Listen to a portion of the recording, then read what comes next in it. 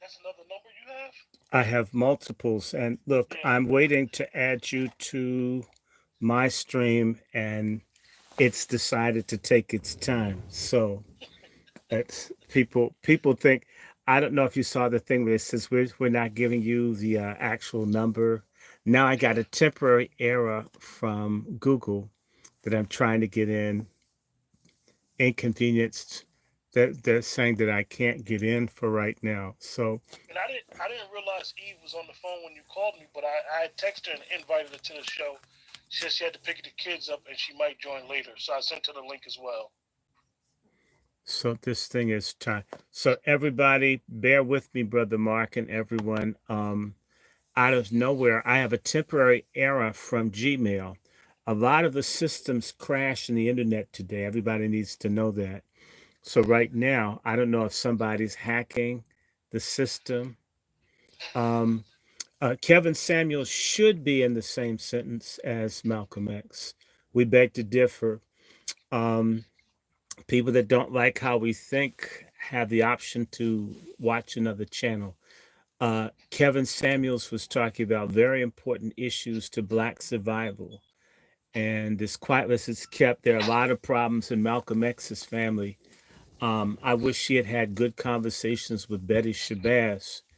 He was a Um, true it patriarch. would have truly helped, even with the way that the children have turned out.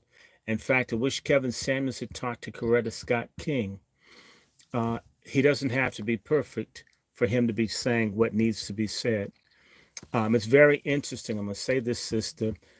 Our ladies hate any kind of criticism, but they're very liberal with their criticism of black men, almost flippant, and it's out of order. Kevin Samuels did not take value away from anyone, he added value. Malcolm X added value. Kevin Samuels, for many people, is very, very valuable.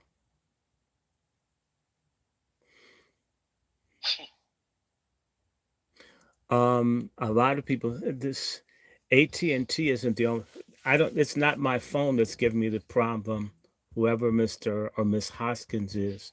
This is from, what's it, Comcast. That's the problem. I got it. So expect it now, brother. It's coming. It just opened up. So it's not the phones. The phones are doing just fine. The Wi-Fi works better than the hard wire. You can't tell me that there's not an issue. So, and it's very easy to give advice. If you're not out there being active or vocal in the community, you have no idea what you're talking about. A lot of people like talking about how they feel or what they assume. When your mail gets opened up, come talk to me. Come talk to me when they open your mail and deliver it to you open. Okay, you don't even have to be that big for, so no, there's more going on than just what service you pay for. You Uh, ready, Dr. Short? just about. I'm not in my stream yet. It's just about to let you get what you need to come to my stream, which is good. I don't, you know how this is. It only acts up when you're going to broadcast. If you advertise in advance about what you're going to talk about, you have technical problems. If you just go live, you don't have a problem. But if you tell people, they don't want people to hear. A lot of people who have never sacrificed or ventured anything know more about things than people that do. It's sort of like the conversation the other day. I'm not mad at anybody, but sometimes a good college education makes a difference, Mr. Q. I'm not trying to force nobody to go to college. I'm not trying to make anybody that goes to college better than people that didn't go, but it's just like this. You were watching the last broadcast. The minute you said Central Intelligence Agency, then the stream slowed down. For people who don't pay attention, they don't know. They think they know. In fact, I actually think people do know, and they don't want the heat by doing. If everybody were doing, or most people did what they were supposed to do, they wouldn't have enough time to focus on a few. Let me see. This is still, let me see if I can get this to come back up. And I'll be ready in a second. I do. My brother, I apologize for this. And, uh, and this is hardwired and Wi-Fi. You know how that is when your hardwire doesn't work too. I know you've had that. We were doing a show. I remember your hardwire stopped working. Q, do you hear me? Okay, maybe your sound's gone.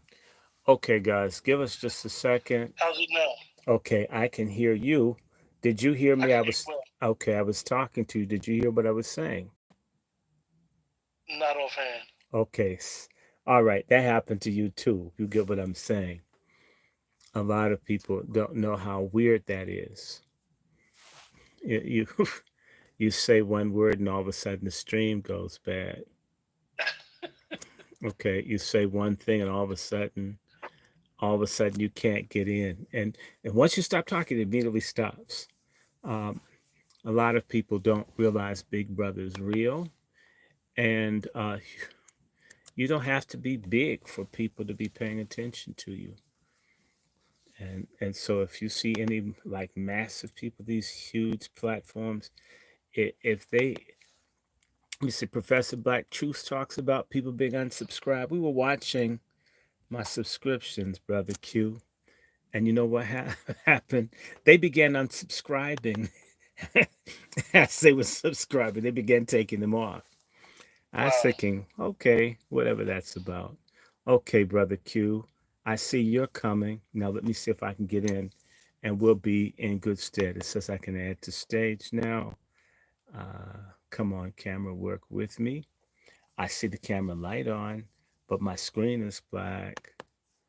And I've never had this happen before today, but I advertised in advance to tell people I was doing something today. Um, you know how you can't use my name in certain things, so your numbers go down. And Dewan and everybody knows don't do that. If you put this, they'll get you. I'm getting an echo from and myself. You get an echo. All right, Yeah. and Let me. You know what? I'm gonna shut my screen down.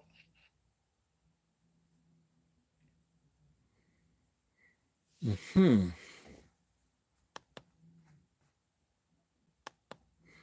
Okay, my screen is black, but I have two people watching. I hope they can hear me. If you can hear me, speak to me. And we're getting technical challenges. We're trying to talk about Malcolm X, and then everything starts getting weird. We're not even trying to do anything that deep. So bear with me. I am, for everybody on the StreamYard, um,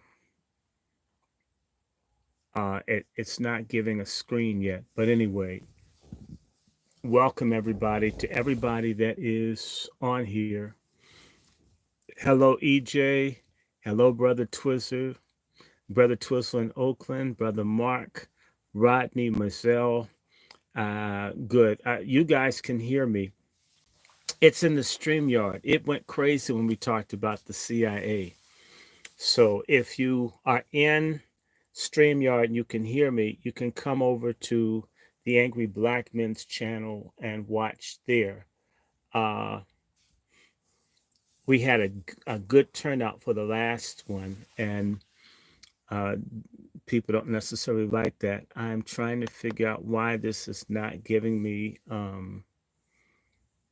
The camera is on, but it's not on. Let me see something. Reload site. So I'm going to try to reload it. And so bear with us. We're going to get through this. Um, we have got to get this thing done. A delayed echo. Yeah, you know that I think, who was it? One of the major websites went down. I mean, a Google or something went down. So they've been having problems all day. Gmail and that's who one deals with. Um, I hope we can get through this. We want to, and we got a good maybe an hour or two that we can do on this. So I'm waiting for it to come in, but I want to greet everybody and encourage everybody to be careful, stay warm, pay attention, look at what's going on around. Um, I want to thank all of you, Rodney, Mark, Bruce, EJ, and everybody. I don't know who's on here for joining. It happens every now and then. If you used to follow my old channel, the one that I ultimately took, let me see if this will work. Let me take off. Let me do what. Let me see if I can turn off.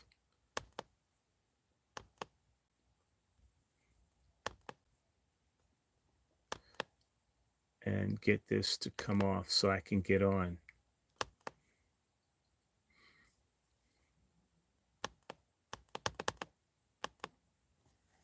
Mm-hmm.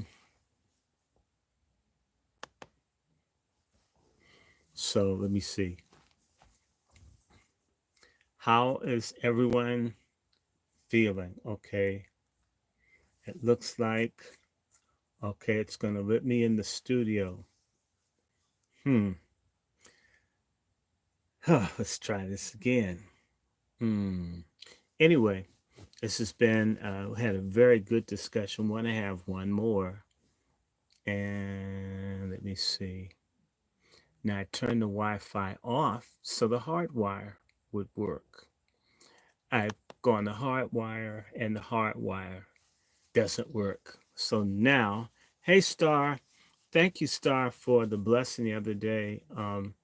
It actually went, I shared it with someone, a friend, by the way, don't get mad. They were in Africa, but someone I know wasn't able to work because their work equipment was broken. So I used the donation to get a sewing machine repaired in Senegal so they could get back to work after 2 weeks.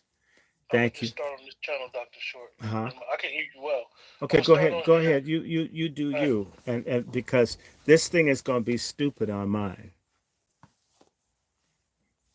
It's going to be stupid on mine. So go ahead.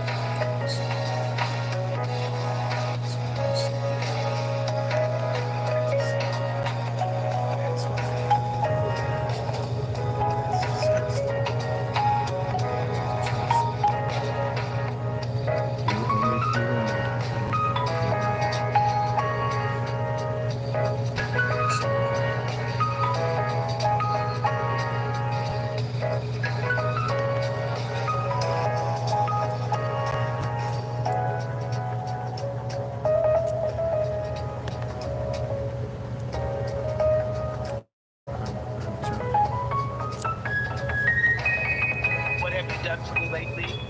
It's fools. What have y'all done for us lately? If there's no answer, the only thing we owe them.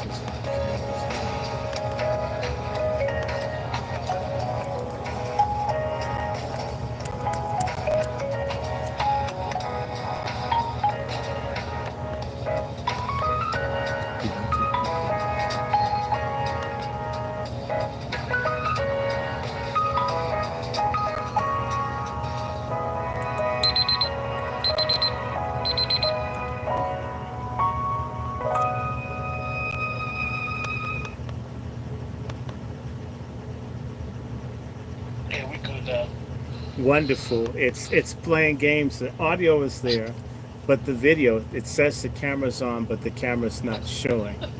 So, welcome. Actually, let me show you so you can see it. See how the light's green? Wow. It's saying, but yet it's black. So when people give me advice about stuff, and they haven't experienced this stuff work differently from it only that specific moment's the first time you've ever encountered it do that. That's what's freaky. It's creepy when you've never seen it do. You don't even know what it is, and it, Yeah. it won't let me get the video on. But I hope people can hear. And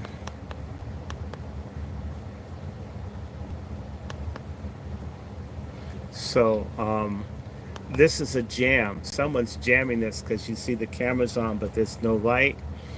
I took it off of the Wi-Fi so the hard wire would carry it, right? Hmm. Then I had to put the Wi-Fi back in because the hard wire wouldn't do it. So sometimes I had to go back and forth between hard wire and the Wi-Fi to get it to open. I mean, if once, how could them both not work and work at the same time interchangeably? That doesn't make any mechanical sense. Okay, so come on, brother, bring it, bring it. So Dr. Short, yesterday, I'm letting everybody know in the chat. Welcome everybody to both channels. Welcome everybody that's been faithful, loyal. Appreciate you guys, and it is always an honor and a privilege to be able to come on and have an audience that appreciates us as well. Yesterday, Dr. Short and myself was having a conversation, and we sprung up that it was 59 years since Malcolm was assassinated. And Hmm. Malcolm, and I always try to use some context when I specifically talk about Malcolm as somebody that say that they're Muslim, believe in that same religion. One thing that I always try to tell people is Malcolm is our hero. He was not a hero at the time that he got taken out. He was, to those people, he was public enemy number one. Now, some people will say the government, some people will say the nation. However way, it's a bunch of complicit people in his assassination. Mm. Malcolm, and the reason why, if you look at the flyer with Brother Kevin Samuels, Malcolm was a true patriarch. He was a true man of honor. He was a true man of prestige. He was very naive in his belief in others, as Dr. Short and myself we will discuss when we discuss his life. So him and Kevin Samuels, the similarities, if you look at it, they held themselves to a standard and wanted Hmm. other people to have a standard. And for Kevin, he died. We know how he died, his health Oh, issues. we think we For know Malcolm, how he died. yeah. For Malcolm, we know that he was taken out by a bunch of co-conspirators all across the board. Hmm. What's going on, Dr. Short?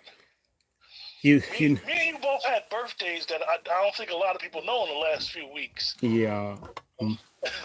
Mine was on the ninth, and a lot of people, like Sister Star and others, were really wonderful. I got so many greetings, and I'm looking forward to 60. I got something to look forward to, live for. When's your To see, 60th, Dr. Short? it will be next year. Okay, mine's. I just turned, by God's will, I just turned 50 on the 31st. Wow. Yeah. Okay, and so everybody's saying there's a delayed echo. Um, I'm going to repeat this. The good news to everybody listening, Chef C and all of us are working. We're working to get to Rumble. We're working to, and it's not. I have a Rumble channel, but um, I I'm going to work on putting that in better order or getting a new one. But yeah, I have no idea. And how you doing, brother Judah? Uh, just when you do these lives, if you talk about real stuff, you get real problems. I don't care what anybody tells you. They do not want people talking about real stuff on these platforms. If we were talking about booties, butts, relationships, everything would explode. Everything would explode. But the minute you talk about something that may help somebody, they work very, very, very hard. Um, Malcolm X and Kevin Samuels are in the same sentence. Anybody with the problem with it, it's a free country. In fact, anybody with the issue with us talking about Kevin Samuels and Malcolm X, this isn't going to be a show you're going to like. Malcolm X was okay. Well, the reason why, oh, that's different, because I had someone in here saying you can't do whatever I want to do. Kevin Samuels represents, he's a culture warrior. Malcolm X was a cultural warrior, whether people recognize it or not. Malcolm X was fighting an intellectual culture war against the colonization of black minds by white racist supremacy, as well as sellout, no good, traitor black leadership. And he did a very good job, bar none. Kevin Samuels was attacking what the culture war that they engaged in. They started a culture war against black people the same year that they killed Malcolm X in 1965 with COINTELPRO, was to attack the black culture, in particular to break up the black family, to masculinize the black woman and effeminize the black man, and to estrange the generations, to cut off the old from the young from the old, bring in drugs, bring in sexual confusion, bring in godlessness, a lack, an absence of character. If you take a look at a high school yearbook from any year from say 1945 to 19 say 80, and you contrast it with all the years since, the way that people dress, they look, the content within a yearbook, it's absolutely night and day. This whole culture has been flipped. Kevin Samuels, he's a revolutionary. If he's trying to overturn feminism, that's a revolution. If you don't see that, this isn't a real good channel for you. Kevin Samuels is a rebel against this matriarchy that's killing our community. A lot of black folks in our community do not understand. They experience, but just because you experience doesn't mean you know what's going on. Malcolm X wasn't necessarily, oh, you're a simp. Let me let this guy go. You don't need my channel, Mike TV. Get a reputation somewhere else. And you grew up in a single parent household, I can tell. I'm sorry you didn't have a dad. I did. Bye. Okay. Dr. Short. Everybody, if you came up in a busted up family system, I feel sorry for you. I don't hate you, but nobody in their right mind going forward, who are true patriarchs. Yeah, that person wants to get some attention. I hope enjoy the fat girl that's cheating on you or whatever. We're moving forward, right? We don't care. I don't have time for black men that like the confusion. I don't have any respect for black men who like this insanity that we have. Yep, you need attention. I'm sorry your brother got killed, but I'm doing a show. Now the cat want to act out. So Dr. Short, a person would not be able to understand the similarities with fighting white supremacists have. Yeah, well, no, I answered the nigga's question. Like the octopus. I answered the nigga's question. So then he went ad hominem. It may have been a black woman calling herself a man. Who cares? I don't care. I don't care about simps. I don't care about simps. We don't care. The weak black men that are holding up, the ones that are with Fannie Willis. Yep. It's time for the truth to come out. Feminists are, and again, and I like your name. You look like a GCP. Well, this ain't Gaza. See ya. Bye, stud. We don't care what you think. Patriarchy doesn't run after women. We're men. We're not a menstrual cycle. We're going to do what we have to do. And by the way, look at how the white woman came, the feminist white woman came up right behind the simp black dude. This is what Kevin Samuels was fighting. He was fighting against the destruction of the black family system. And if you don't have a family, like people talking about revolution, the very person talking about a revolution doesn't recognize the need for a family, or then you're sick. There are a lot of sick. In fact, this is where when I talk about the feminists, you notice what I always do, brother. I always blame who? Black men for enabling the pork chop feminism. Black women would never do the things that we don't approve of if black men had an A game. And the brotherfuckers. It's all the same.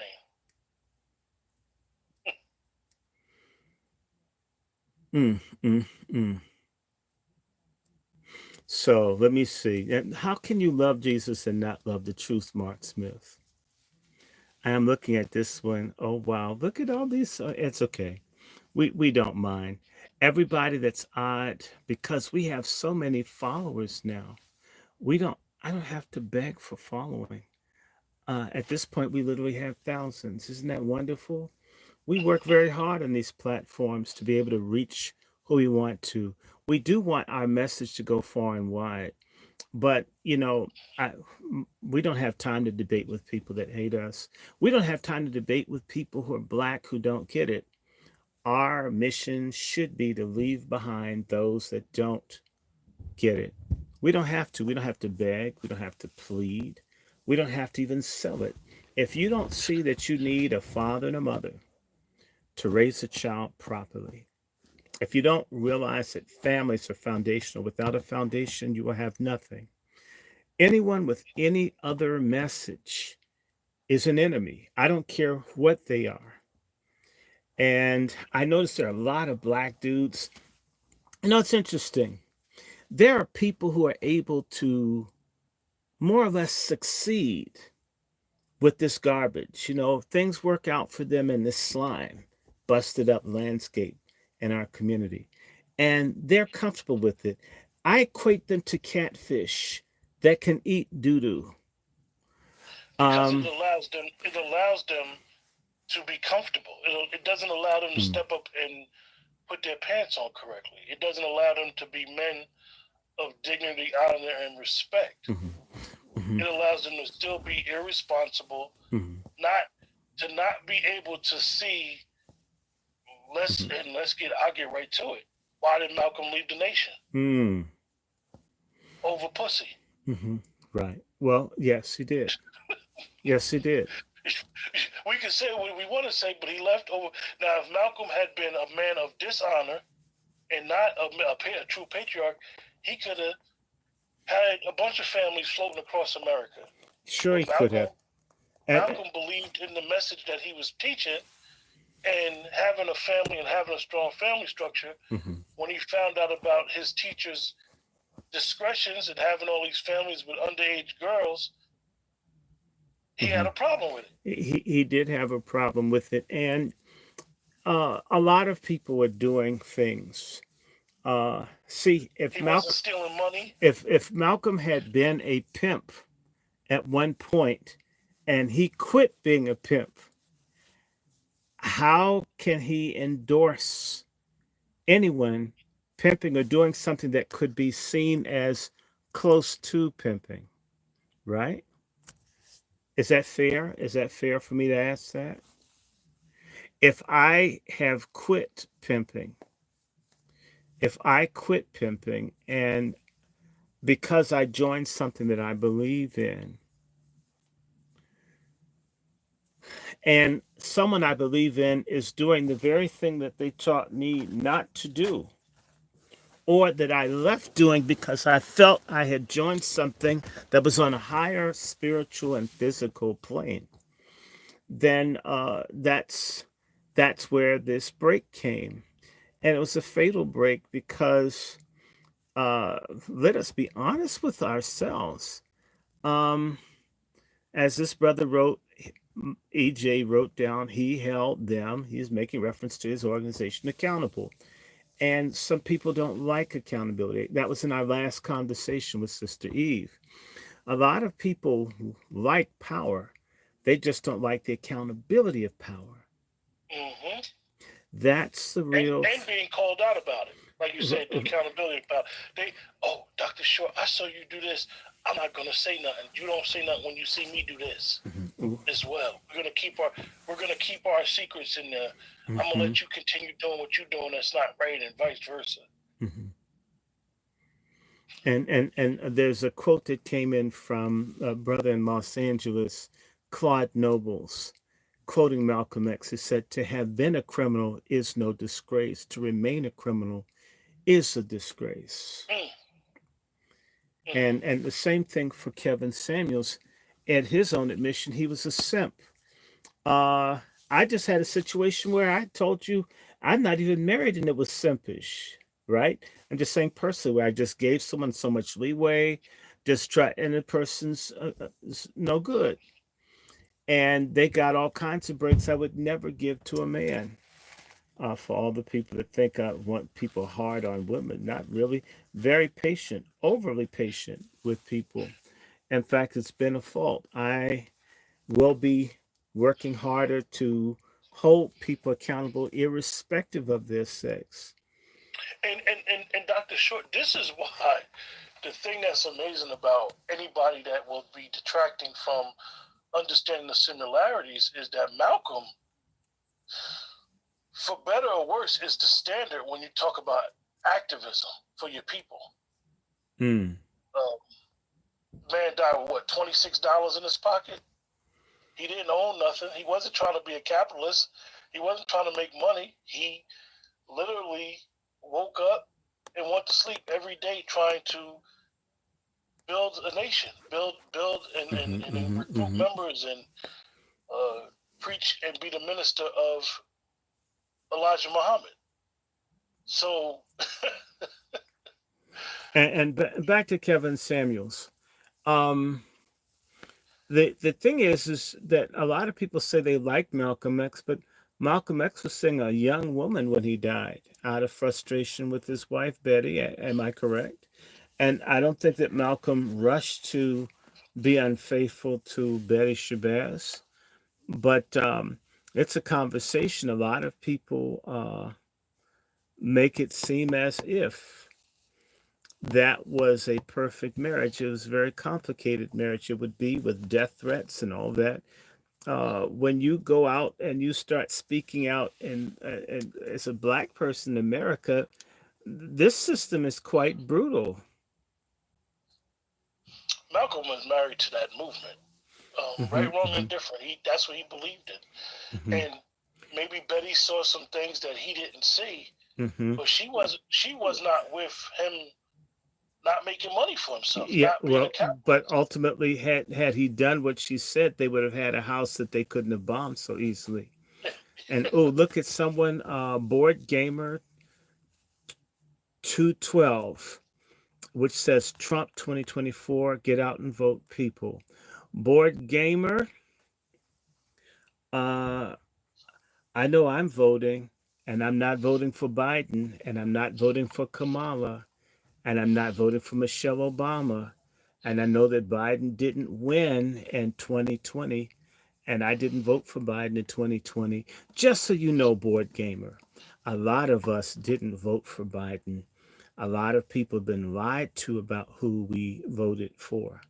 Speaking of Malcolm X being a patriarch and Kevin Samuels being a patriarch, whether you like Donald Trump or not, he's a patriarch.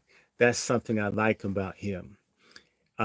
Say what you want, whether you like him or hate him, he's himself. So, that's as much I'm going to say about that. The allegation of Malcolm having a girlfriend, the book has been out for years and had a lot of stuff in it I didn't like, so I never bought a copy. But Manning Marable and their book on Malcolm X brought that out. It's no secret that Malcolm was seeing a younger woman the very last few months of his life. Uh, in fact, I think he was under enough stress. There's if I'm remembering the book properly, Malcolm even had a nightcap now and then, which I can understand with all the threats against his life. I'm not trying to take down Malcolm X. Malcolm X is a great man. So you think Dr. Malcolm Short, X went through stuff. I mean, they're trying to kill his family. They tried to kill him in Africa multiple times. I'm not going to look at one or two things that Malcolm X may have done that were not above board and cancel him. That's not the kind of conversation we're trying to have. We're the trying to thing is say that when some people will try to romanticize with his legacy. he was a great man, a brave man. Um, he was a man that wanted to help his people. He did what he could do. I wish he had lived longer. He was a fine person. And Malcolm X, like Kevin Samuels, was a man, not perfect. They were fighting, going against literally a system and a machine. And the same way that people will write hate messages on this thing now, on Kevin Samuels, would do the same thing to Malcolm X back in the day. Martin Luther King was hated in his day. I want to, for now, there's this big Martin Luther King pimpathon that's been going on, say, the last 30, 40 plus years. But I remember when people were trying to remind people that Dr. King lived. Hey, Q, there's a film called From Montgomery to Memphis. Have you heard of it? Yeah. Okay. You know that my dad was part of a group of grassroots people that helped promote the film. A lot of people had never even seen a lot of stuff that Dr. King was doing. And I'm talking about university level people. Are you understanding me? Hmm. Mm-hmm.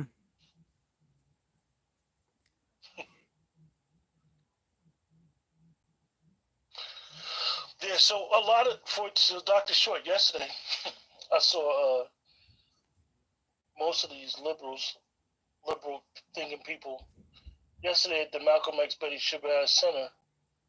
They had Dr. Mark Lamont Hill as their host for Mm. Malcolm. Mm-hmm. Well, see, And I called you and I said I was displeased that they had him, and you said no, you shouldn't be displeased because this is what they'll do. because Mark, Mark Lamont Hill is legitimate to people on the left. Mark Lamont Hill has a following among people that are progressive, left of center, people that are for the Palestine freedom movement. I'm not stating where I stand on the Palestine freedom movement, and for all the people up here putting up stuff about. It's interesting. We're talking about black folks and people interject other things into the conversation. Like someone was writing, "Do you like this group of people or the other group of people?" Um, that shows you how a lot of people don't realize how warped they are. Um, I wouldn't go into a conversation of people from a different group and then say, "Well, what do you think about this group or that group?" It's not positive. Malcolm X was pro Muslim and would have been pro Arab nationalism, which means if Malcolm X were living today on a certain level, he and Mark Lamont Hill would agree on some things. Mark Lamont Hill supports the Palestinian liberation movement. Malcolm X, as a person who is an Orthodox Muslim that supported Arab nationalism, as demonstrated by Gamal Abdel Nasser and others, that Malcolm X would have had some things in common with Mark Lamont Hill. I didn't say everything, some things. Lamont was the same one a few years ago, and I remember this, that actually tried to critique Malcolm's sexual preference. He's not the first. There's a guy, I think his name is Richard Perry, and also other people have tried to make Malcolm X gay. This has been going on for a while. Now, here's the issue. Even that, if it were true, I'm not going to talk about it. And if it's true, I don't care. And let me clarify. Malcolm X wasn't gay. If Malcolm X did something that wasn't kosher, Malcolm X always told people I was the darkest, deepest deviant before I became a Muslim. He basically took claim to anything bad without stating all of it. So maybe something happened that was so unsavory in Malcolm's life, but that was before he made that change in his life. People have the right to reform. There are a lot of people I know who have. Didn't we talk about that earlier? How some people can't let go when a person changed their mind? Well, no, I'm thinking that Malcolm X let it go, and he left behind a legacy that has value. So, I mean, if someone did something, it's interesting how people can work with Bayard Rustin, who was an active predator till he died. And yet they're looking, sifting pillowcases and sheets and mattresses, hoping to find at some point. Gotta find something on him. Malcolm bought some guy. Malcolm touched him, and he had to, right? They need everything black and male has to be homosexualized, and this is a crusade of white racist and also bigoted ethnic whites, because, and I'm going to just say this to anybody listening, you can't go around and out people who are, let's say, Orthodox Jews and talk about someone being LGBTQ. It would never be tolerated. And yet you have liberal people, many times Jewish, who are turning over every stone to look for it in our community. It's absolutely obscene and absurd. It's racist. And if people wonder why, for all the people with the Israel flags on my feed, this is why a whole lot of people are taking a good look at the Palestinian thing based on experiences they have in America. I didn't say I'm picking sides. I'm simply saying there are a lot of people who think because they've encountered some historic injustice, welcome to the club, that no one can say anything about any of what they do. I mean, nope. So someone says ultra-Orthodox folks launder drug money. Ultra-Orthodox rabbis have harvested organs. Not bigoted, we can pull up the news articles about it. It didn't say everybody, but those that got arrested. And that was in New Jersey, where you're from. Welfare fraud. And other things. I'm not saying that's the only folk. I'm not saying it's all of any folk. I'm simply saying that a lot of times you got neoconservatives and other people who point their fingers at other people and use the news media and other places where people have power and strength to implicate other people and yet do the same things. And if anyone mentions that they did it, they're haters. But if you mention, hey, you did the same thing, you hate me. But when you accuse me all the time, I'm told I'm self-conscious. Bad people is only for a specific race or a specific gender. Mm-hmm. Bad people are bad people. Good people are good people, no matter what religion you follow.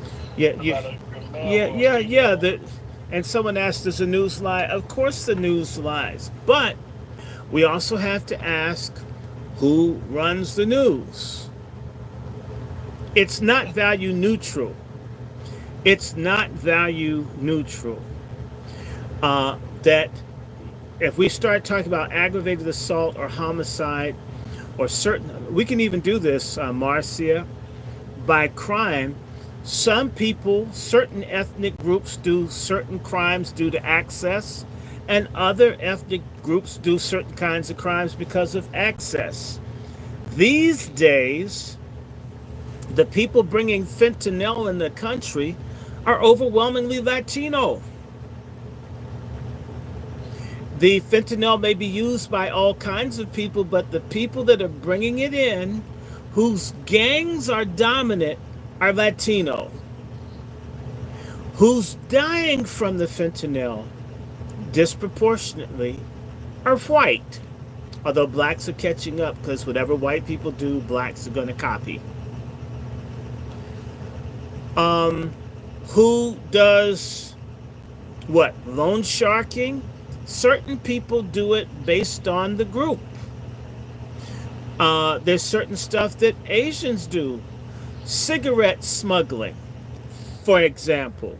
It's a big thing. You're not going to see many blacks do it, but a lot of Asians do it. Again, organ harvesting. The main people I've run across busted in chains for it, Jewish. I didn't say all. I just said the high profile cases, it falls heavily in that group. Maybe that's a group that has a lot of doctors, a lot of hospitals, a lot of connections wherein monkey business could happen. All of that to say, everybody, according to, I like it, the New Testament, all have sinned and come short of the glory of God. Well, you're saying they're a fringe group, yeah, but the Hasidic group, fringe or not, Hasidics are Jewish. Black criminals are a fringe element in our group. However, when the mainstream media, which is, and I worked in mainstream media, Miss Weingarten, at least half of my colleagues were Jewish. Avi Weingarten, before I give you time out, if you It's kind have of hard to discourage the conversation. if he hasn't if you haven't had a DNA test like I have, where I'm 4% Hebrew, and you're a Khazar, you're not a Hebrew. So Jacob isn't in your line. He's in mine. He's not in yours. Let me give you time out because this is gonna get weird. You're gonna get mad because the truth hurts. Okay, let me help you. Um, okay, he can enjoy talking to fellow Hasidim. He can talk to other fellow Jews who are Khazarian, who are more German or Polish than they are Hebrew.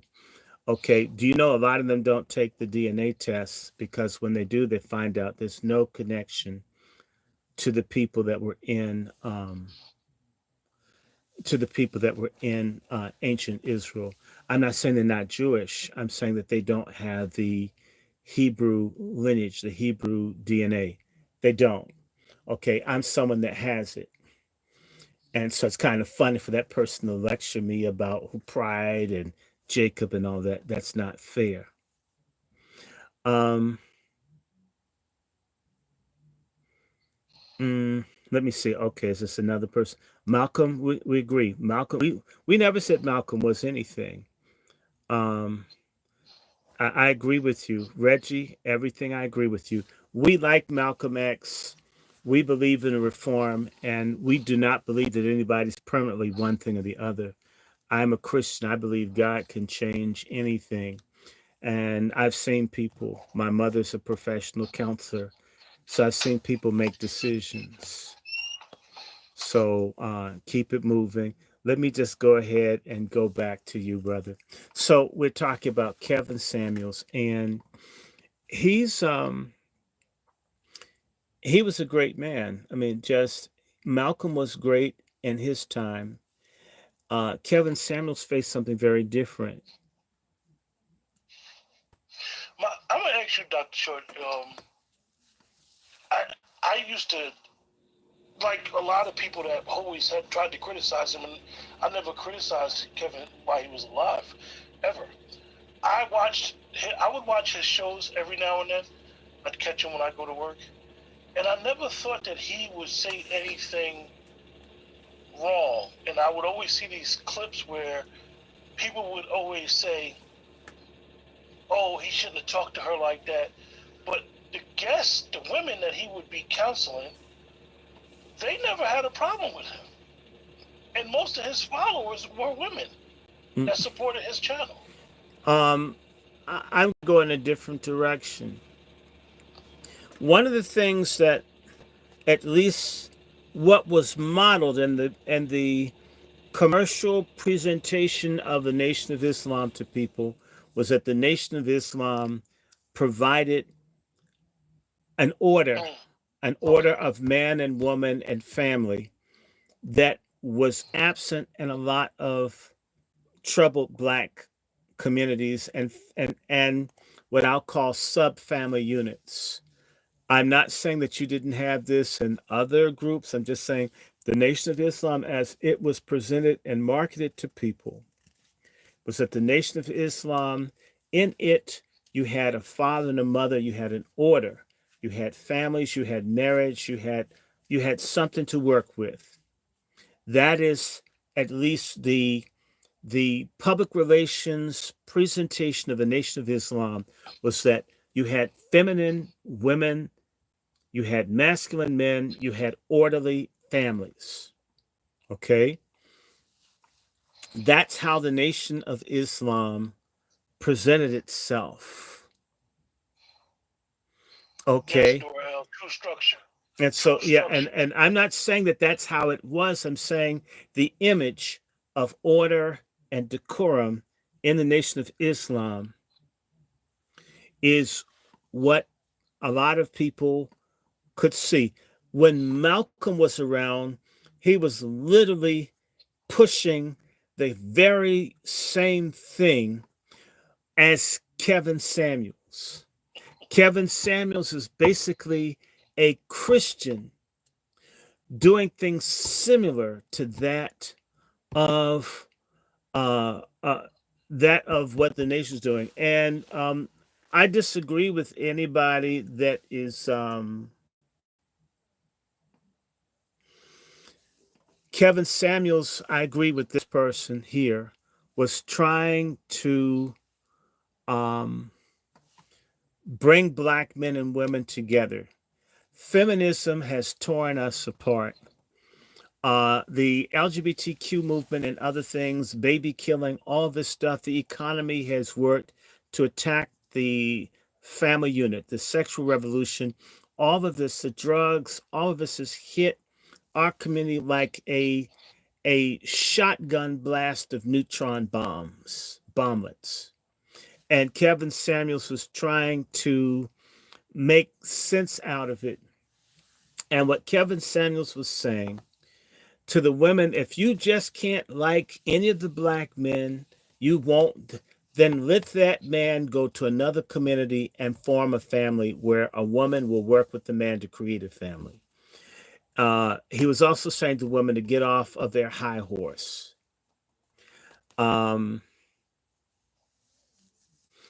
Everybody needs to understand he was not saying abandon black women and marry everybody but black women. He's saying to the black women, if you can't, you're not going to be reasonable. You're not going to be realistic as a broker when you enter into a dialogue with the black man about a relationship, then he has the right to walk away from the table to get a counteroffer. Okay, the woman is saying she has a counteroffer. She's saying, if you make $50,000 a year, I can't talk to you. I want a man that's making 120. Why is it so good for the woman to say what she demands, but yet the man has no right to demand? He has no right to expect virginity. I mean, it's disgusting if you sit on Facebook and look at people who are rationalizing body counts.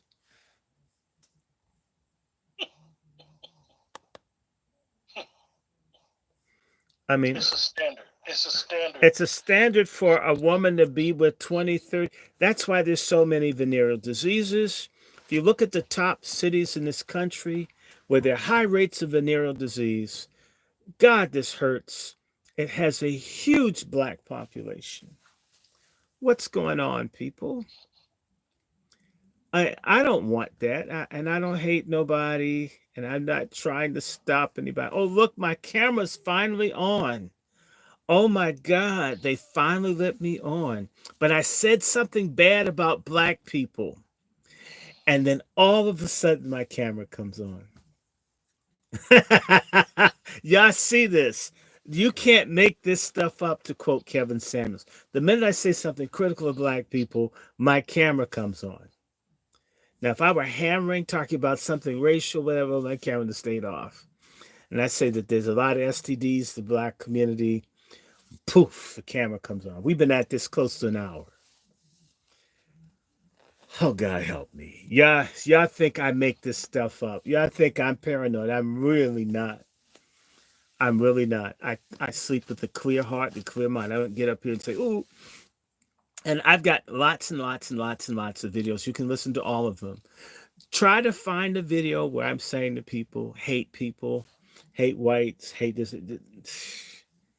um, hate injustice, hate immorality, hate corruption, hate injustice, hate all kinds of stuff. But people, hating people won't get you anywhere. Hate what they do, hate what they stand for, hate what they hang around. But just hating people will destroy you from within. I would say this: these diseases. There's a thing called uh, diseases of distress, which are decimating white men in their 40s, 50s, 60s. And I think part of what's killing some of these white men is they're angry that they hate everybody. They're mad at it. They've been told, black people are taking, black folks have 1% of the wealth in the country and we're taking everyone's job. Everything is what's been, when you make people hate all that destroys people from within. All this drinking and suicide, when you hate people, it'll kill you. Um, Short, Speaking brother of said you are hatred, Nell. You the Doctor Short. Someone said you are Nellie Fuller 2.0. yeah, well, I mean, I like Neely Fuller the few times we've talked. He's a very kind man. Um, this guy, the thing also I want to say that Malcolm X wanted to do, which was to create a situation, and Kevin Samuels as well, where black men and black women respected each other. The I want to say to you the celebration that the sisters showed towards Kevin Samuels' death. I felt like I just had a heart attack. I just had open heart surgery, and I was just recovering from.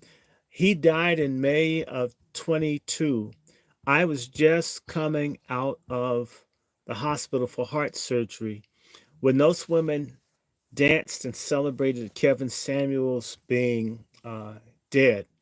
I felt like I had a heart attack all over again.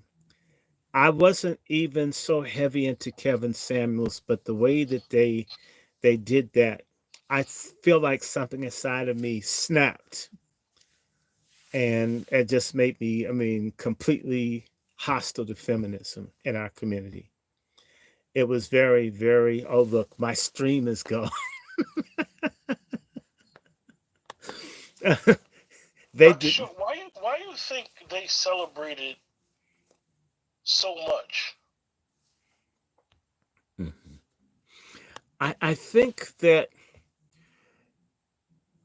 Let me see. Is that an Iranian flag on there? If that's the Iranian flag, uh, that's the Iranian flag. If that's an Iranian flag, wow. Uh, Man, do you realize I would have gotten jumped by the GCP? Mm, they would have blamed me for the Iranian brother or sister from joining. It is an Iranian flag. It looked like an Iranian flag. Well, everybody knows I went to Iran years ago, 10 years ago. Um, I liked it. I I don't know why people are so angry with Iranian people. Um, I found Iranian people to be kind, beautiful people, hospitable. Uh, that was safe. I felt safest in my life being in Tehran. I mean, there's like no crime there. You don't mess around in Iran. They will shut you down. But the people, I'm gonna go off on Iran for 1 second. The people in Iran were the first ones to give any real respect to Malcolm X, put him on stamps and such. So, I shout out to Iran. I and I'm gonna get all kinds of hate from Jewish people that are listening. I'm not taking sides in that, but you know, nobody has the right to kill people, scientists, and bomb and sabotage. It, terrorism is wrong anywhere it's done. If one does terrorism in Iran, it's wrong. If terrorism happens in Israel, it's wrong. But at the same time, if anybody oppresses anybody else, you have to expect people who want to be free, who have been given the impulse to be free by God that made all of us, they'll fight back. In fact, that brings us to Kevin Samuels and Malcolm X. A lot of people don't understand that Kevin Samuels was in a simp relationship and got hurt, dogged by a wife that was with that no good Take Dicks Jakes church. I think Kevin Samuels, what his divorce did to him was a lot of what prison did for Malcolm X. It was a university about things that transformed how this man looked at life, right? And Malcolm X was able to take all the difficulties of his family being destroyed, his father being assassinated, other relatives in his family were murdered. There are a lot of people in Malcolm's family that were murdered, lynched, or whatever. Transformed that as once he got through the things that were in his way as a younger man to make a major contribution. But he was ultimately destroyed by a coalition of people that were against Malcolm X. Someone that I considered a friend was spying on Malcolm X, to show you how it hurts. This stuff hurts. The truth hurts. The truth hurts black folk.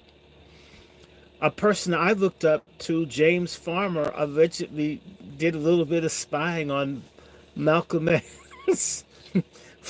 Just, I don't know. I mean, I fought to get this man an honorary degree from Howard, and he's spying on. Yeah, I was saying that y'all have no idea how many traitors we have in our community. How many people get bought or get played. In the words of our sister Vicky Dillon, talk black to him. You get set up a lot. And Kevin Samuels, I believe, was betrayed. The women that celebrated Kevin Samuels dying, a lot of people need to understand that the women that celebrated Kevin Samuels dying are like the people in the Nation of Islam that celebrated Malcolm X dying. One of the people that I considered a mentor, his father was the artist that made the pictures of Malcolm X's head being cut off. To show you how small this world is. The son of the man that made all the cartoons calling for Malcolm to get killed. You know the name Majid. I know you've heard of him. Majid's son helped me get into Harvard. They said, this is scary. And for the record, just, and Dr. Short known this because me and him had conversated about it. For people on my platform, people on his platform, I knew William Bradley very well. Man, they said that was the shooter. I knew William Bradley, who was known as the boogeyman for years until the articles came out of who he was. So allegedly the shooter. I didn't know him as William Bradley. I knew him as Mustafa. But I knew him very well. I knew his wife very well. Again, to the brother from Iran, what is that word? I was going to say it in Arabic, which is mahaba. Oh, Huda Hufez. Huda Hafez his Sadiq. So I hope you're well. And by the way, I told people I'm of Jewish descent, right? I mean, I said that. Dr. Short showing off his Farsi right now. No, I just a little. Farsi is very pretty, and so and I was thinking about it today. It's funny, someone from Iran, because the thing that Iranians, the way they refer to the United States, Malcolm X would talk about America being evil, and the Iranians, when they're angry, call the United States Satan Bezork, which is great Satan. So This Door is of Hell, crazy. you said that it's not alleged he was the shooter. Okay. Hmm. I'm just gonna say to you that I'm from that area. Hmm. I knew him very well. And If you asked him about it, he would never talk about it. Anybody that says he's ever admitted to it, he never admitted to anything. And actually, when people would say stuff to that man, he would literally cry. I want to say to the United Kingdom, a person with the Jughead one. It says, "Greetings from the UK, brother Dr. Short. I believe that Kevin Samuels was assassinated by that white woman he was with last. I believe Khalid Muhammad's wife was responsible for his death also." Um, I will say to Jughead, sir, one of the people that watched him die, I used to live in the same building. The world is very small. It's scary. I know there's something wrong with the wife. There's something wrong. Kevin Samuels, I believe, was set up. There are a lot of people that wanted him dead. What Kevin Samuels was doing for black men and women was giving them a sense of dignity and self-respect in a way that had not been done by our traitor black leadership here.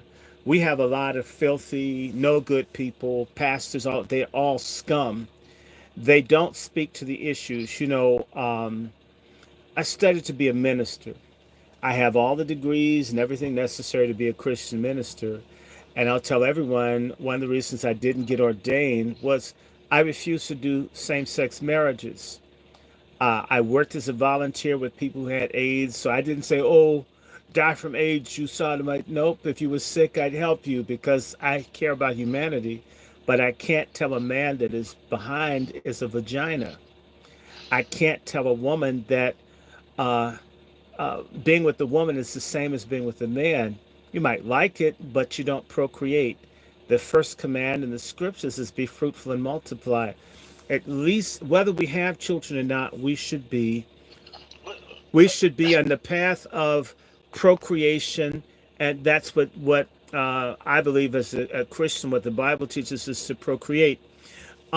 Anybody that's trying to push black people towards reproducing is seen as an enemy of the racist globalists who don't want black people to exist. Kevin Samuels was messing with a plan. Look, I did a program within the last 2 weeks where I said, don't get mad, get an abortion. And that was just a play on don't get mad, get even. And this is in relationship to women, black women all over this country, killing frightening numbers of children. Because I mentioned abortion, you can go to my YouTube channel, the Angry Black Men's Book Club, and look at it. They have an abortion explanation under my video. I didn't even talk about abortion. Just using the word abortion with black people, they react to it because they want us killing children. When we had the COVID shutdown, the abortion clinics, 80% or more in black communities, stayed open. When everything else was closed, the abortion clinics were open. What does that tell you? You can't get food, can't go out and buy water, but you can kill a baby. And EJ brings this up. Kevin Samuels asked Malcolm X, if you ever heard Malcolm X, any true nationalist, and Malcolm was a nationalists criticize the poor conduct of their people, not because they hate them, but because they think they can be better. A lot of people say to me, you sound like a black conservative. That's because our people have been so destroyed, you wouldn't know what a black nationalist was if you saw one.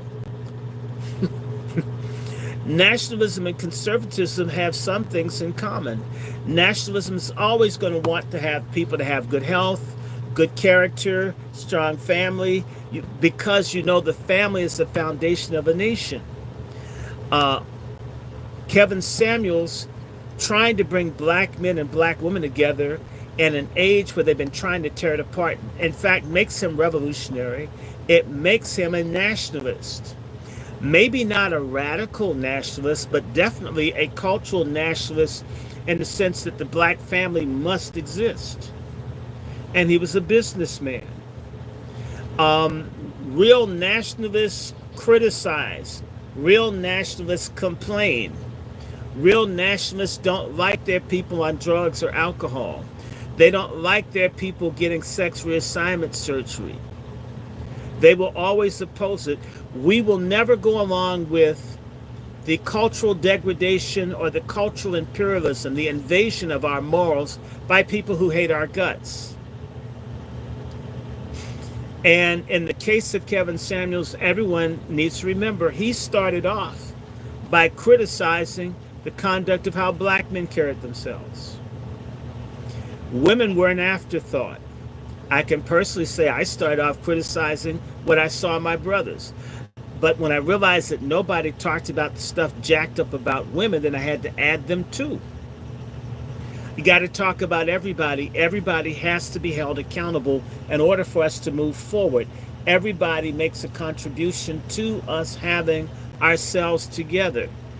And if you look at Malcolm X, when he says, you know, you've been bamboozled, you've been this, you've been that. I mean, how'd you get as dumb as you are? That's not flattering. He's saying we're stupid. But he doesn't say you're stupid because he hates you. And we got to understand, one thing people got to understand, and I noticed this a lot when we talk about Malcolm. Malcolm X was not liked by the masses back then. He was a pariah, and then it got worse when he left the nation.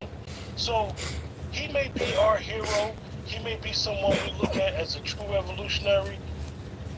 But let's be honest. Malcolm X was considered a troublemaker by black people. Malcolm X wasn't popular, and Dr. King wasn't that popular. And then the nation called him Benedict Arnold after he left. But the guy, I'm telling you, Majid, that drew the things with his head being cut off, is the father of one of the people that I used to be friends to. And to show you how small this world is. The popularity of Malcolm rose with Spike Lee. When Spike Lee did the movie. It's exactly. It became popular to like Malcolm X. It wasn't always the case. You got politicians that will use Malcolm's speeches knowing Malcolm didn't care about either party. You know how stupid that is? Malcolm didn't. But it works. People will do what they have to. And understand that there was a Boule within the nation. And there was a Boule that wanted Kevin Samuels dead. And let's take a moment because I see Chef C is here. And I want to say hi to him. And I want to encourage everyone. And for station identification, I'm Dr. DrRandyShort. And I'm with Brother Q here. And Brother Q, you can come back in. You need to come back in because you can now be on my stream. Now the camera's up. I'm with the Angry Black Men's Book Club, with Salt Ministry, and I'm also the Field Marshal of the Coon Busters, as well as the apostle of the First Kevin Samuels Church of Deliverance. And I am a leader of the Black Patriarch movement. And I'm patriarchal as F. That's PAF. We are here to reclaim our communities, and we're here in particular to make certain that feminism is crushed and twice buried in the black community. there should be no place for feminism in the Black American community. We despise feminism because it exists.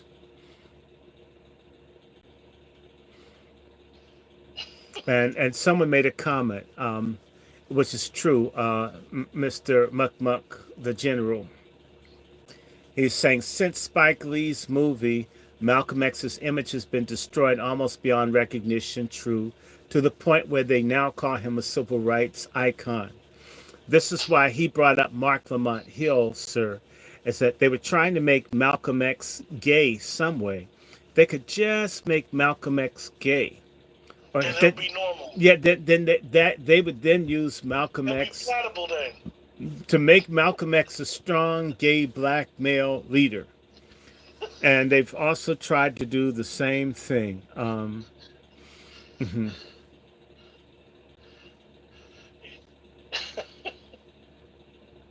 Mhm.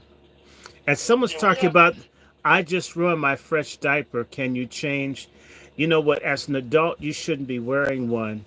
But with so many people like out there, a stock tip: if you want to get rich buying Pampers with all the people that are deviant, there's going to be a whole lot of people buying Pampers. So my stock tip: buy Pampers, because there are a lot of deviant people out there that need them.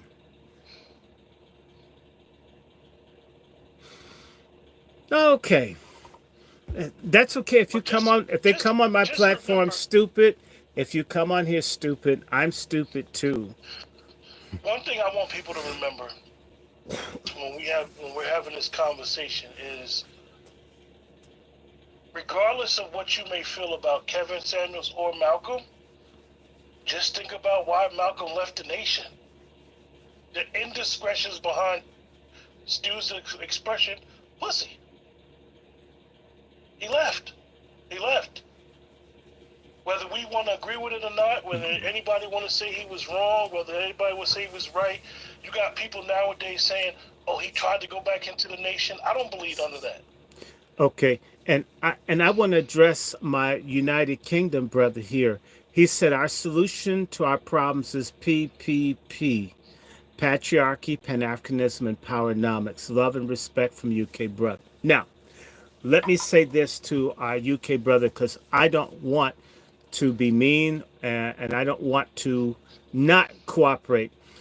We will buy two of the P's: patriarchy and powernomics. We put an R in front of our Pan-Africanism.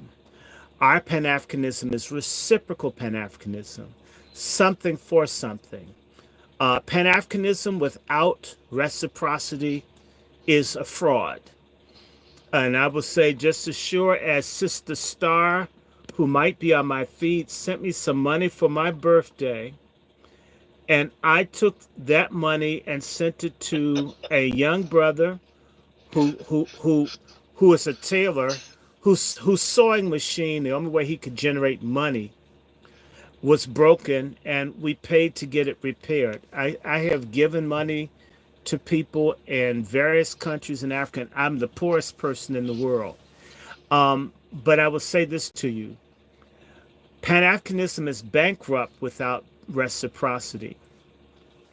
And a lot of people, Malcolm and others, that's one of the things that needs to be revised in the philosophy, is having a reciprocal Pan-Africanism that is relevant to people. Because I see a lot of people, and I'm not picking on you, brother, in the UK, but they come from Africa or the Caribbean to America, and they are what I would call predatory Pan-Africanists. They come to rip off. They actually act as enemies against us in our own country. We open the doors for them, and they slam them on us in our own country. And as a result, a lot of what Malcolm X tried to do, and other people have wanted to work with people around the world that were black, that's basically in ashes. It's a conversation I have with a very good friend of mine who I will be doing broadcasting with in England, that Malcolm X and others did not put enough emphasis on, well, actually, Malcolm was into reciprocity. What Malcolm was saying, that we would put pressure on America to treat Africa better, and Africans could put pressure on America internationally for us to be treated better. Malcolm X practiced a true Pan-Africanism.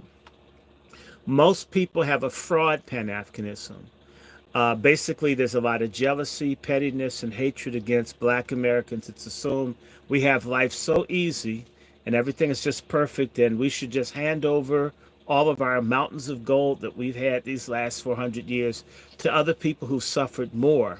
And because we're in America, we are responsible for America's crimes abroad. So when people take something from us or do something to us, we deserve it because of the crimes of white Americans. And at the same time, these people from wherever they are in the world, Black, come here and align themselves with whites against us while asking us to give reparations to them for what whites did to them.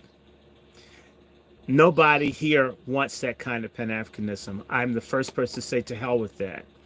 If it's collegiality, reciprocity, and cooperation on terms, like, I'm not trying to be petty, but I just saw Family Man, and there was another gentleman from Gary, Indiana, who was in the Wailers band, a Black American that played bass for Bob Marley.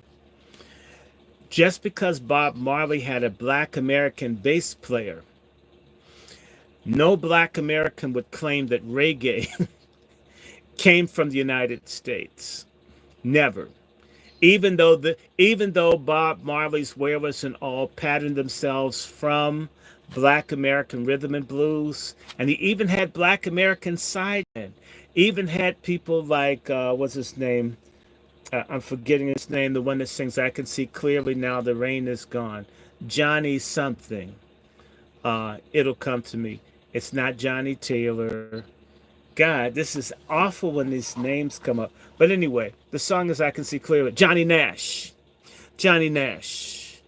And even though Johnny Nash and these other people went down and helped the Wailers record, even though Johnny Nash had the first big international reggae record, he never said that he created reggae.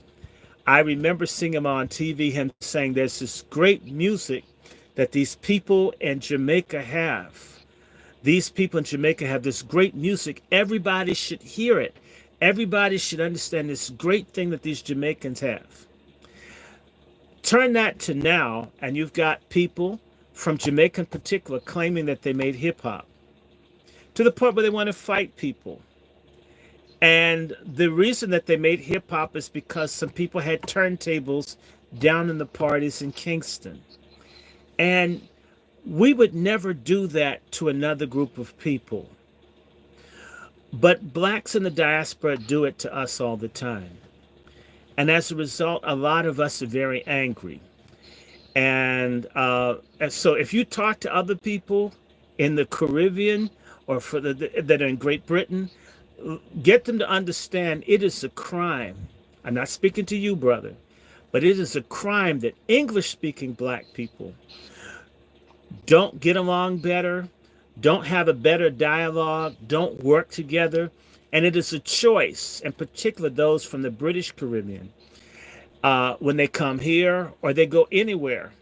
Okay, the Yardies do crime in England. The police carry guns in England because of the way people carry themselves. The police are now more guns in Canada. A lot of people in the diaspora don't show love or respect for each other when they travel. They act as conquering invaders. And the Black American community, in particular, what's been going on the last 4 years here, Pan-Africanism is a dirty word. And someone's going to have to speak to other people in those communities and say, hey, we're about to be in a situation where the world's going to get a lot meaner with what's going on, with the fights. We shouldn't be estranged from each other over which island or which flag you wave if it's possible.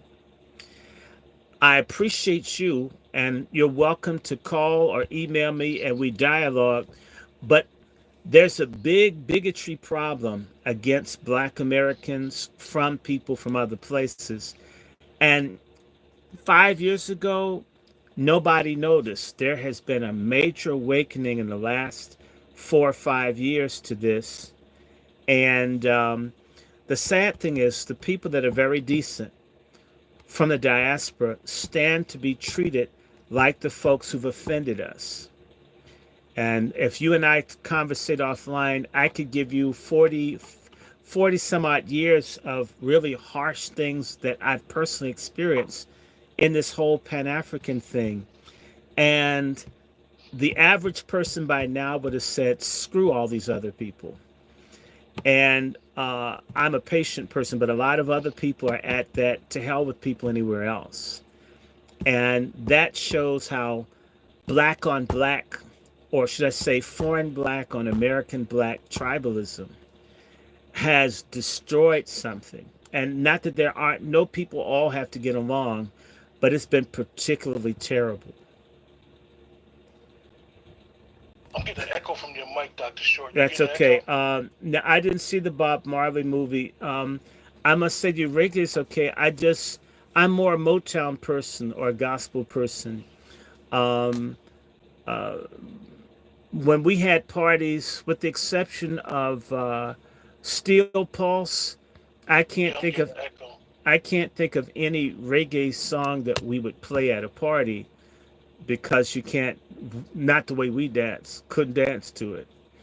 The rhythm is different from how we do that. So I can't say I listen to a lot of it, but I used to listen to some.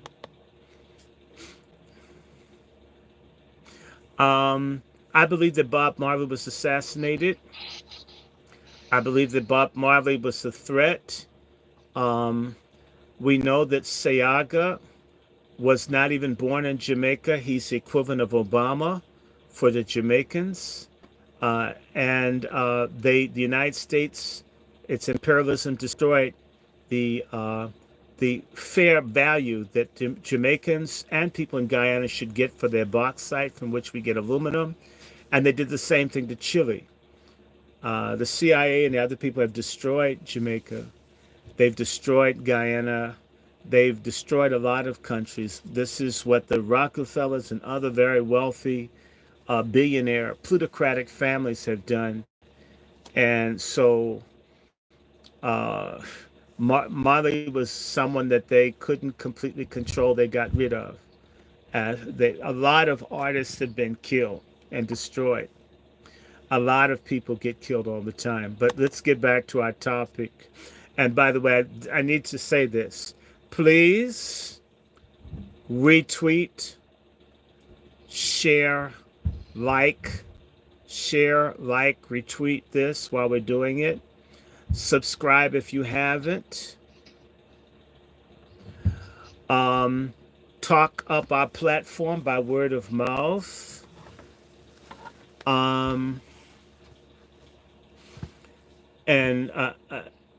And support this. I watch other people's chats, and the people are sending them thousands of dollars. I'm not even thinking. And we're on here, and folks don't send one. I can be here 8 hours. And I mean, if they went to a strip club, they would be broke if they sat there 8 hours, because they would have thrown all their money out. But when you're talking some real stuff, you don't get anything. It says something about what we value. And that's okay. I got Chef C on the job. One of these days, guys, I think I'm joking. It will come a day soon where there'll just be samples online. Part of it is because some people, you make it rain on them, and they're not even talking nothing. And people that do bring something, folks feel comfortable to simply, basically steal their thoughts, and walk away from it. It's intellectual theft. It's thieving if you always get something and don't think to give anything in return. By the way, people who hate black people's guts know that about us. We've got some pretty gross, in-your-face ways that we've never worked on, that everybody knows, and we don't deal with it. They also know the same way Malcolm X couldn't have been killed if black people valued him. Kevin Samuels couldn't have been killed if black people valued him. Dr. King couldn't be killed. These people get killed because, in reality, at the core of what I said in our last conversation with Sister Eve, we don't give a damn. Black life doesn't matter to us. Black leadership doesn't matter to us. Black character, black integrity, black intellect, everything good about us, we see that stuff as for free. Maybe that's why we have so many STDs. Sex, which is spiritual and for family and for procreation, we see this cheap and for free. And then we all are embittered and used up and contaminated because God gives us something and we mess over it like it's a rugby football. And then when it doesn't work out, or when you got a brood of bastards, you don't know who the father is or so forth, then we're all bitter. So the way that people treat one another says a lot about how they feel about the group. So if you gain something from Let's Talk to On Their Necks, Angry Black Men's Book Club, and you listen to it for hours, and yet Spotify or Napster, as it used to be, or Apple TV, or what, pay their behinds, and yet have a difficult time putting like a buck or two in a Patreon for someone, that is amazing. I'm not whining, I'm just saying, we're the only people that expect to get free, divesting in anything that would help free us. That's, as Winston Churchill, the racist, said, it was a riddle wrapped up in an enigma. Okay, let's go back to our conversation. But y'all should like this, share this. Somebody should say, I'm going to send a piece to Short because I think this is good. I think it's worthwhile. Okay, I can't do this, but you know what? I'm going to retweet this. I'm going to go and subscribe. And I'm going to show this in particular. I know a bunch of really nasty, raunchy, ratchet feminists. And I finally found a way to piss them off. Send them Dr. Short Pat Talk videos where the men talk bad about feminists. Somebody could do that. In fact, who wants to sponsor? I had on the last conversation a brother sponsored. He sent a few bills. It was cool. Who wants to sponsor this? If you could sponsor, because you know what, freedom's not free. Information isn't free, although people think it is. And I'll tell you something. We English-speaking Black American people, we're spoiled. The information that we take for granted, that we could care less about, and all over Africa, where there are 2.2 or 2.3 billion people in Africa, don't let them tell you it's less. If you don't speak some of them Western languages, or even if you do, the books, the material, things that you get access to, it's unheard of. I will never forget being in Ghana, at the University of Ghana, and going into their history reading room, which was locked, kept under lock and key to keep the students from stealing the books. There wasn't one book in the history department and the private library of the history department in the University of Ghana in Accra. Not one book on Martin Luther King, Malcolm X, Black Americans, the slave trade. So when you meet people from Africa and they don't know one damn thing about you, it's because the information doesn't circulate. We've never made an investment in telling our story. We don't make investments in Dr. Henry Clark. John Henry Clark dies broke. All these people die broke. Everybody talks about, man, I read his book, he's so deep. And you never think to send him a piece. We have a tremendous amount, a preponderance of information that could be used in our favor that we elect to either ignore or treat it like it's, like it's a suppository, and wonder why we're where we are. Somebody should sponsor. In fact, people should make that a habit. We should have a friends of. the Angry Black Men's Book Club, or friends of the New Black Media Matrix, New United Black Media Matrix, should have a support group. Because Chef C and Brother Lone Wolf, how you doing? Explaining all this stuff about self-defense, firearms, so forth. There should be people supporting what we do. By the way, that Mark was making a point, and I'll say this.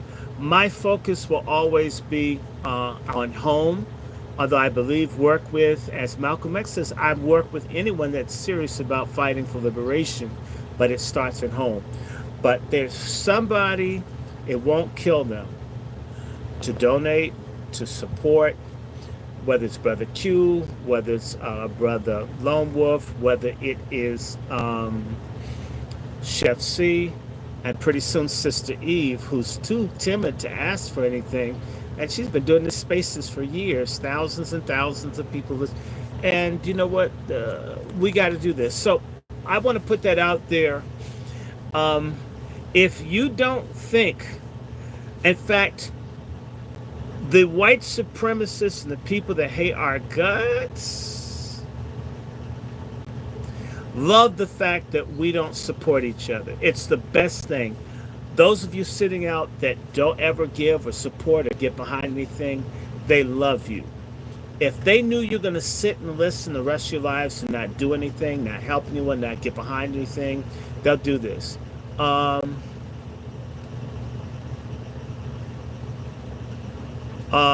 Okay, now this brother here,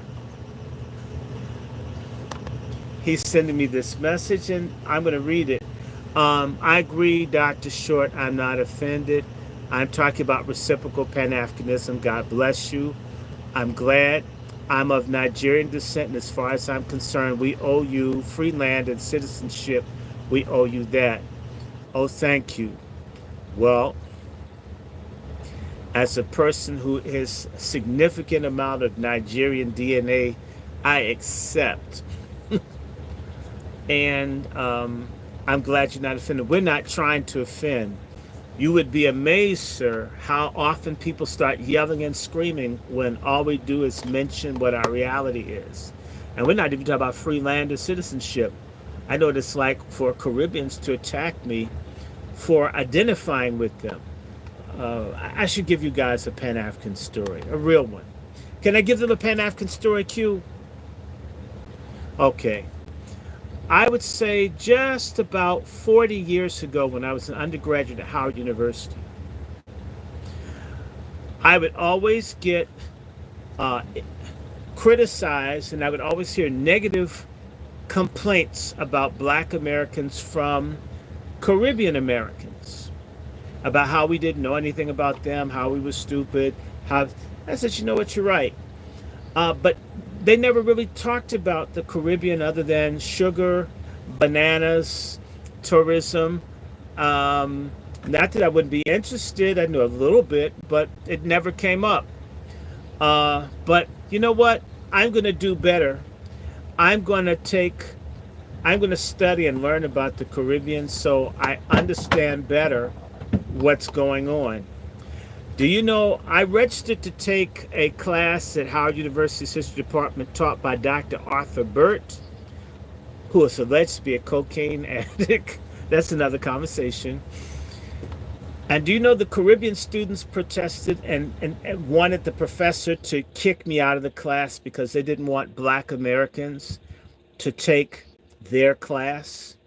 They made it known I wasn't welcome to be in the class because I was a Black American at Howard University in Washington, D.C., in the United States. They complained about me being in the class. They would not speak to me. That entire semester, not one person from the Caribbean would even speak to me in the class. Having desegregated schools as a Black person with whites that didn't like you, had never had a situation where white people, every single solitary white person, was as nasty as all the Caribbean students were. By the way, I outscored the Caribbeans in their history class. and I got an A. Most of them did not, but they were angry. And whenever I would ask a question, they'd get angry and laugh whenever you'd speak. And, it's like, my God, you're trying too hard to hate me. Why are you in the United States if you hate American black? Actually, they call us Yankee. If you hate Yankees so much, why'd you come? Why didn't you stay in your country? I get it, and whenever they would complain about American imperialism, they would blame black Americans personally. But when they were around white people, they would literally suck the feces out of their rectums and their behavior. I was thinking, this is strange. Why is it? And that's 40 years ago. And I'm not bitter, just thinking, what if black Americans got nasty like that in our country? What if we did that? What if we started acting all like we just can't work with and don't like anybody if you're not from here or there? Uh, that's an incredible. So yeah, just nastiness, just nasty. And I've many of these experiences with people. I don't know what they're trying to prove, but in that 40 years, black Americans have gotten mad. So I don't know. Uh, I see a very, unless people come in that are peacemakers and talk to the other communities, the people here, especially what's happening in Chicago, here in Washington, um, there's not going to be a chance for people to work together. If for the younger people that are not patient like me, I'm 59, they're not going to want to deal with. They would never take any of what I dealt with. None. Is that a good Pan Africanism story? Does that sound crazy? I'm in America being told get out, and this, and it's like what? And I've had many of those experiences. British Caribbean, God help us, Lord.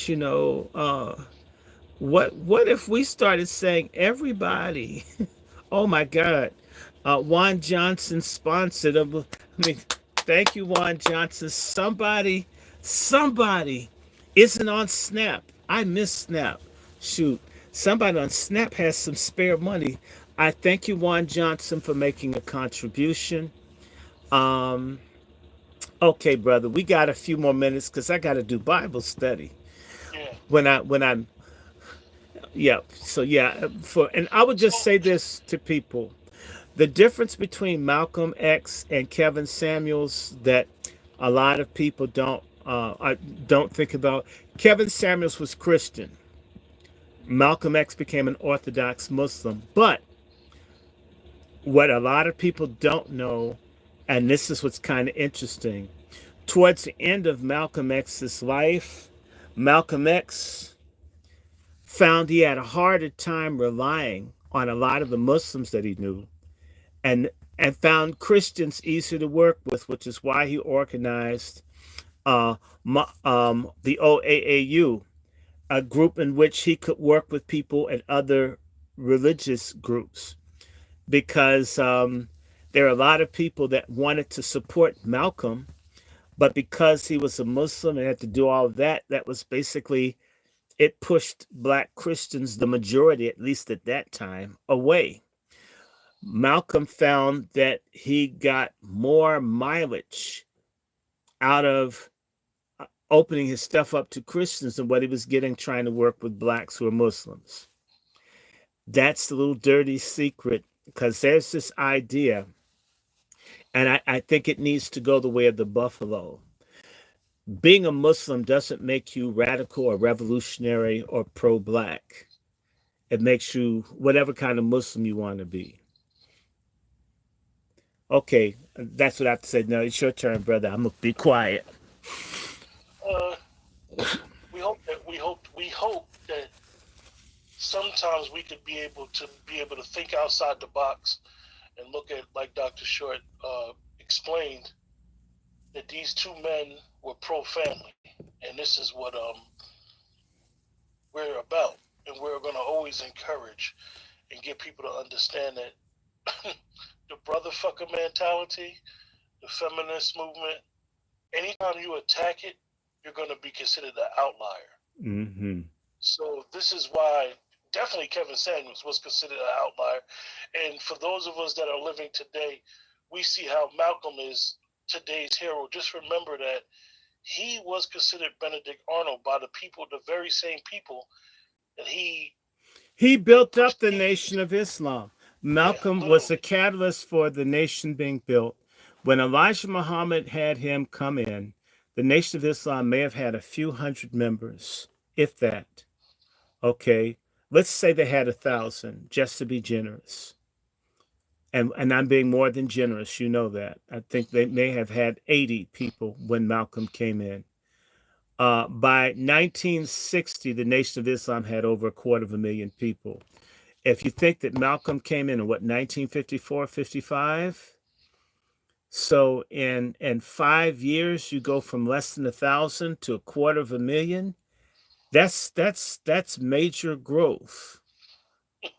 That's major growth. Jesus, the Christian faith didn't grow that fast. And I'm As a someone Christian. I mean, who that was confident, he made it blow. Malcolm blew it up, and 250,000 is gentle. The Nation of Islam exploded.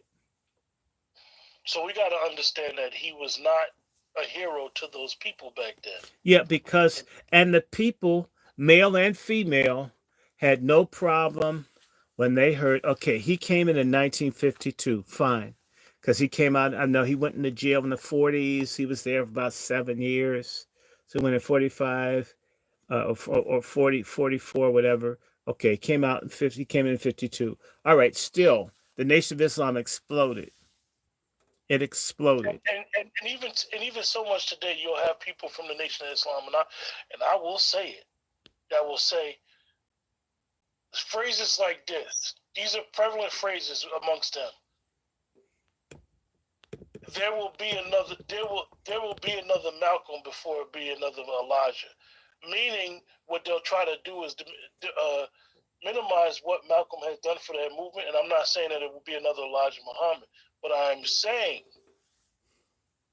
that Malcolm was considered to those people Benedict Arnold. And whoever we want to say, FBI, CIA, there was a lot of people complicit in his death. So when you understand that when you are an outlier, when you are someone who is speaking against the norm, people are going to look at you different and treat you different. So these two men have a lot of similarities together, and sometimes we have to think outside the box and understand what the forces and what the arms and the troops of white supremacy truly is. Because a lot of people like to talk this white supremacy stuff. White supremacy is not coming at nobody straight in their face. It's coming at them through different avenues. Through feminism, through baby killing, through a range of things. And I have this question from someone. Could you explain the difference between African Americans and Black Americans? And I'll just be very succinct. The term African American, which I once used to use, I was reluctant to use it, not because I want to disassociate having African roots, which has never been a problem for me. My concern was that when you say African Americans, it basically means, and I even learned this at Howard, that a white South African would be an African American, which is what was happening at Howard. So they were getting white South Africans that were rich were getting scholarships as African students. And so it's very dangerous when people who hate you can use a definition to destroy you with it.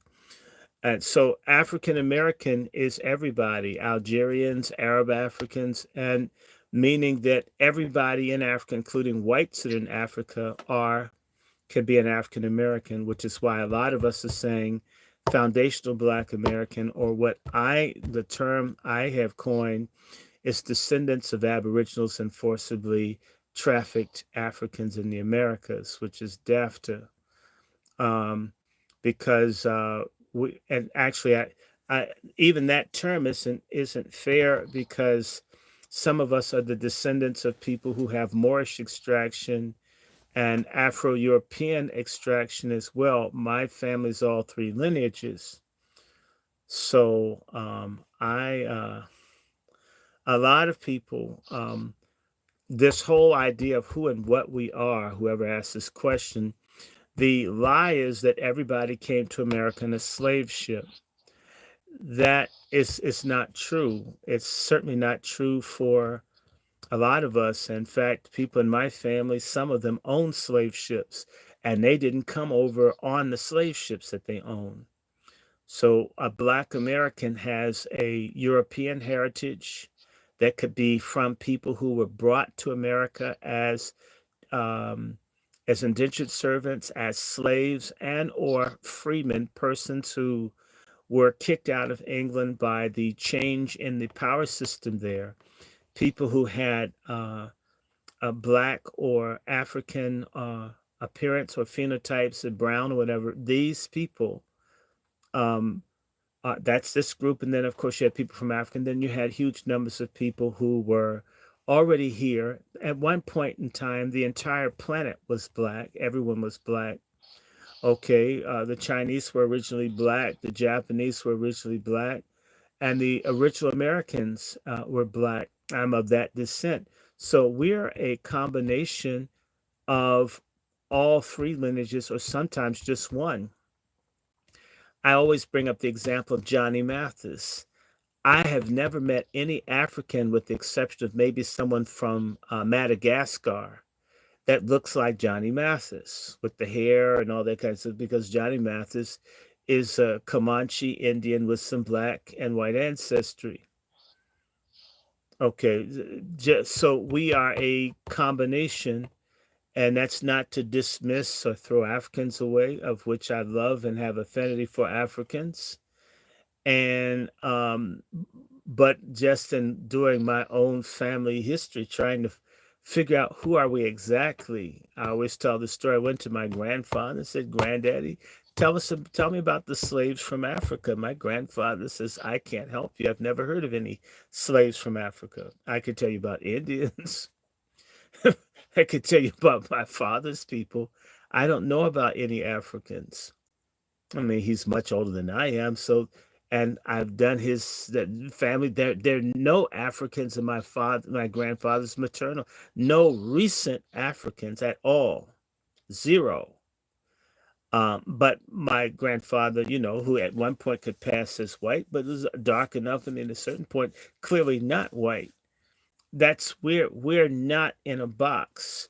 And it's racist when people try to define us as all coming from a slave ship, or they're people who say, well, no, there no Africans came to America. We've got these nuts out here who hate Africans, who say nobody came from Africa here, which isn't true either. And at the same time, the other lie is all of us are products of interracial raping. That isn't true either. I was brought up being told, um, I was brought up being taught that my family came as a result of a white man raping a black woman. And it turns out it's a black man that married a German woman. There was no rapes, none, in this particular line. So Black Americans are those people who have four heritages that have been combined into one, a composite of maybe 1,000 African lingual and sublingual groups, hundreds of Aboriginal American groups, several European groups, Welsh, Irish, Scottish, English, and some of the other European countries, Danish, whatever. They're that blend. And of course, whatever else happened in between. Some of us have some Philippines, some of us have Mesoamerican. I had that too, people from South America. And so that's what makes a Black American. An African American could be um, anybody that comes to Elon America. Musk. Yeah, Elon Musk is an African American. Anybody, white Africans who kill, white South Africans that kill Black South Africans, Rhodesian whites can be African Americans. We need to differentiate ourselves from them. And at the same time, when we fought for something in this country, when we put a category that includes everybody in the world that could be connected with the African continent, we cheat ourselves. No, people say, hey, look, we fought for these rights. Let's give it to everybody. That's insane. So African Americans are a group of people that have come into being after 400 or 500 years of endogamous blending. That's my answer.